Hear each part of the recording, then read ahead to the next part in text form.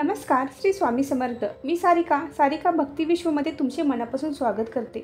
आपल्या हिंदू धर्मातील सणवार, व्रतवैकल्य यांची माहिती तसेच श्री स्वामी समर्थ सेवा आणि वास्तुविषयी महत्त्वाचे उपाय मी माझ्या चॅनलमधून आपल्याला सांगत असते। तर सारिका भक्ती विश्व या यूट्यूब चॅनल सबस्क्राईब करा आणि बेल आयकॉन प्रेस करायला विसरू नका, म्हणजे तुम्हाला माझ्या नवनवीन व्हिडिओंची नोटिफिकेशन लगेच मिळेल। चला तर मग आजच्या व्हिडिओला सुरुवात करू। 2 सप्टेंबर सोमवार श्रावणातील शेवटचा म्हणजे 5वा सोमवार आहे। एक महत्त्वाचं सांगायचं आहे तर या शेवटच्या सोमवारी तुमच्या गावामध्ये जर दिंडोरीपंडित सेवा केंद्र असेल तर केंद्रामध्ये रुद्राभिषेक सेवा केली जाते। यामध्ये आपण जरूर सहभागी व्हावे। रुद्राभिषेक सेवा ही भगवान शिवशंकरांची अतिशय आवडती आणि अति उच्च कोटीची सेवा आहे, त्यामुळे याचा जरूर तुम्ही लाभ घ्यावा। तसेच 2 सप्टेंबरला श्री क्षेत्र नरसिंहवाडी दत्तधाम येथे सामूहिकरित्या रुद्राभिषेक सेवा केली जाणार आहे। सोमवारी दुपारी 2 वाजता ही सेवा घेतली जाणार आहे। ज्यांना शक्य आहे त्यांनी जरूर या सेवेत सहभागी व्हावे व सेवेचा लाभ घ्यावा। आजच्या व्हिडिओमध्ये आपण पाहणार आहोत 5व्या सोमवारी भगवान शिवशंकरांची आराधना कशी करावी, शिवलिंगाचे पूजन कसे करावे, या शेवटच्या सोमवारी शिवामूठ कोणती अर्पण करावी व ती कोठे मिळेल याविषयी संपूर्ण माहिती मी आजच्या व्हिडिओमध्ये तुम्हाला देणार आहे। तर व्हिडिओ स्किप न करता शेवटपर्यंत नक्की बघा। तर या शेवटच्या सोमवारी देखील आपण 4 श्रावणी सोमवारप्रमाणे पूजा करायची आहे। एका तामणामध्ये शिवलिंग घेऊन शिवलिंगाला अभिषेक घालावा व शिवलिंगाचे पूजन करावे। शिवलिंगाला भस्म पिवळे चंदन लावावे, कापसाचे वस्त्र अर्पण करावे। तुम्ही या अगोदर जरी कापसाचे वस्त्र अर्पण केले नसेल तर या सोमवार ते जरूर करावे।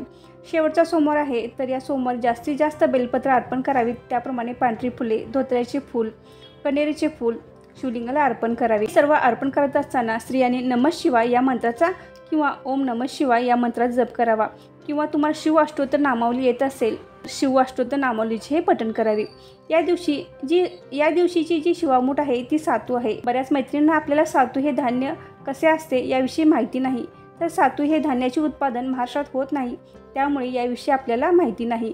सातू हे धान्य जर आपल्याला हवे असेल तर रेशन दुकानात जे गहू मिळते त्यामध्ये बऱ्याच प्रमाणात सातू आढळते, त्यातील सातू काढून शिवलिंगावर अर्पण केले तरी चालेल। जर आपल्याकडे सातू नसेल तर आपण 3 धान्य एकत्र करून ही शेवटच्या सोमवारची शिवामूठ अर्पण करायची आहे। तर ते 3 धान्य म्हणजे हरभरा, गहू आणि कोटिंग सहित तांदूळ असते, म्हणजे ज्याला भात म्हटलं जातं, किंवा तुमच्याकडे काय म्हणतात बघा, कोल्हापूर जिल्ह्यामध्ये त्याला भातच म्हटलं जातं। जे कोटिंग सहित तांदूळ असतात ते असे 3 धान्य एकत्र करून आपण हे 5व्या सोमवारी शिवामूठ अर्पण करायची आहे।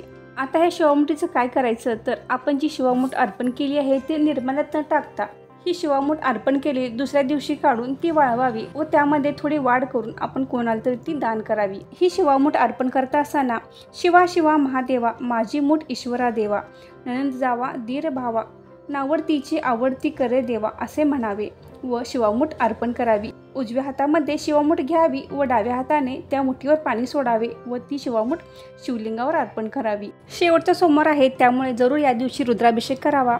केंद्रात जाणे शक्य नसेल घरच्या घरी देखील रुद्राभिषेक सेवा करू शकता। रुद्राभिषेक सेवेची संपूर्ण माहिती दिंडोरीपंडित नित्यसेवेच्या पुस्तकात आहे। तुमच्याकडे जर दिंडोरीपंडित नित्यसेवेचे पुस्तक नसेल तर यूट्यूबला तुम्हाला दिंडोरीपंडित सेवा केंद्राचे चॅनल आहे, त्यावर सर्व सेवा दिलेल्या आहेत, त्याप्रमाणे तुम्ही ऐकून त्या सेवा करू शकता।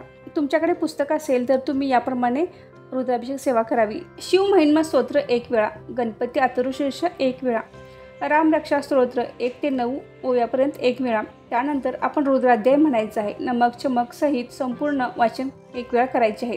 त्यानंतर शिव कवच 1 वेळा, शिव गायत्री मंत्र 11 वेळा, महामृत्युंजय मंत्र 11 वेळा व पंचप्राणयुक्त 11 वेळा महामृत्युंजय मंत्र म्हणायचं आहे। अमृत संजीवनी मंत्र 11 वेळा, कालभैरवाष्टक 1 वेळा व शिव अष्टोत्तर नामावली 1 वेळा। या पद्धतीने तुम्ही शेवटच्या सोमवारची पूजा करायची आहे, त्याचबरोबर रुद्राभिषेक सेवाही करायची आहे। आजची माहिती कशी वाटली कमेंट करून नक्की सांगा। व्हिडिओ आवडल्यास व्हिडिओ लाईक करा, शेअर करा आणि सारिका भक्ती विश्व या यूट्यूब चॅनल सबस्क्राईब करा। धन्यवाद।